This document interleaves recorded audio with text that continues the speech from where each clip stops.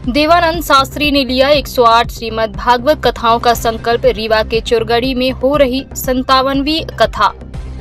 रीवा जिले के चुरगड़ी गांव में इन दिनों भक्ति और आस्था का माहौल छाया हुआ है। यहां श्रीमद् भागवत कथा महामहोत्सव एवं संत समागम का आयोजन हनुमान मंदिर प्रांगण, नया तालाब, चौपाल ढाबा के पीछे किया जा रहा है। यह पावन कथा 25 अक्टूबर से प्रारंभ होकर 31 अक्टूबर 2025 तक चलेगी।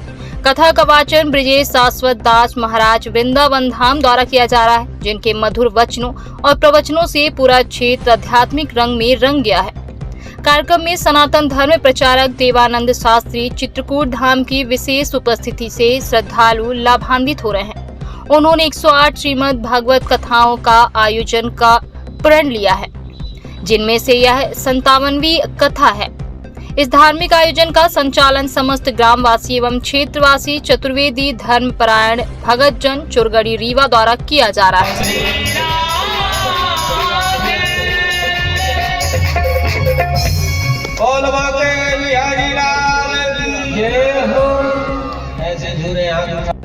लेकिन ये भागवत किसके लिए लाभकारी होगी?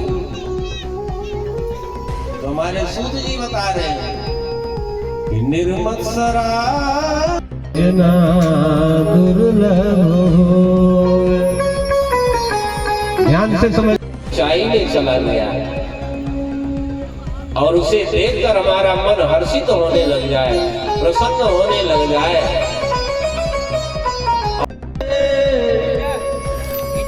सहज प्रिया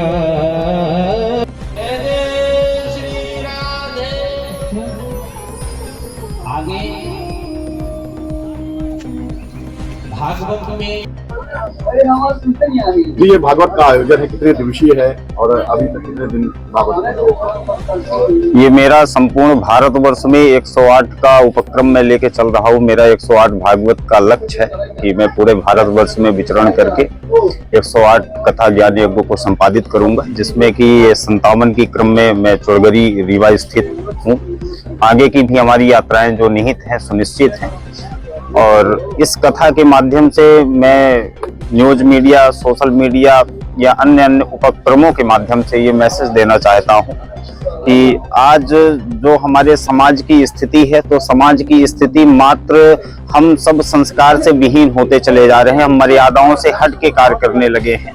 इसलिए हम जब मर्यादाओं पे नहीं होंगे, अपने संस्कारों पे नहीं होंगे, तो निश्चित है कि आज मुझे जैसे सोशल मीडिया में मैं देख रहा हूँ कि आए दिन किसी का सर फाड़ दिया जाता है, किसी को खुलेआम काट दिया जाता है, किसी के साथ मतलब ये जो भय समाप्त हो गया है। तो हमारे ये जो राजनेता हैं या धर्म की नीति जो करते हैं और राज की जो नीति करते हैं, तो इनकी जो चुप्पी सत्य पे है। तो आने वाला जो 2032 है, तो 2032 में ये सब अधर्मी मारे जाएंगे। जो सत्य के खिलाफ होगा वो कोई बचने वाला नहीं है। ये अभी एक महापुरुष हुए हैं आपके छत्तीसगढ़ भाटापारा में, जिनको तत्ववेता, तत्वदर्शियों के नाम से जाना गया है।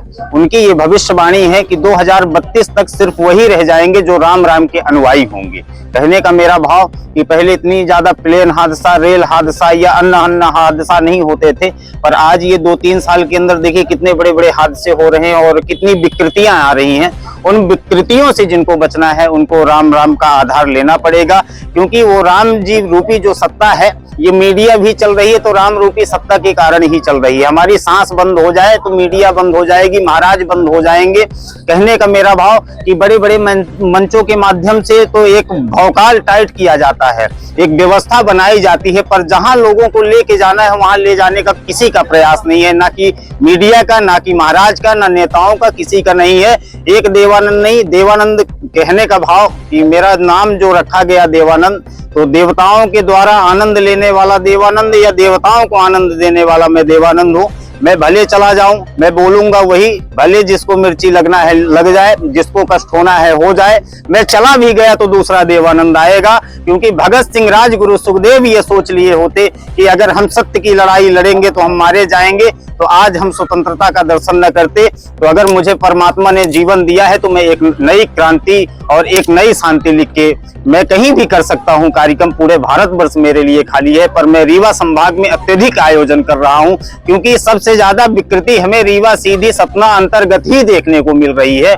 और यहाँ पर हम अपनी आवाज को उठाएं तो हमारे पीछे लोग लग जाते हैं। तो मैं चैलेंज करता हूं, जिनको लग जाना है लग जाओ, जिनको मिटाना है मिट जाओ, क्योंकि संविधान का लास्ट अगर धारा कोई है तो मृत्यु है, तो मुझे मृत्यु भी स्वीकार है। पर मैं कहूंगा सत्य, आज आए दिन ब्राह्मण की हो, चाहे शूद्र की हो, चाहे वैश्य की हो, मैं किसी पार्टी का पक्षधर नहीं हूं, मैं किसी जातिवाद पे बात नहीं कर रहा हूं, मैं एक मानवता पे बात कर रहा हूं कि ये शांति क्यों भंग हो रही है। जब इतनी बड़ी व्यवस्था है और संविधान हमारे साथ है, फिर भी हमारा रक्षण संरक्षण नहीं हो रहा है, तो हम किस संविधान को माने, किस नेता को माने, किस मंच को माने, किस सदगुरु की शरण में जाएं जहां हमारे प्रकृति में रहने वाले जीवों को संरक्षण प्रदान हो सके।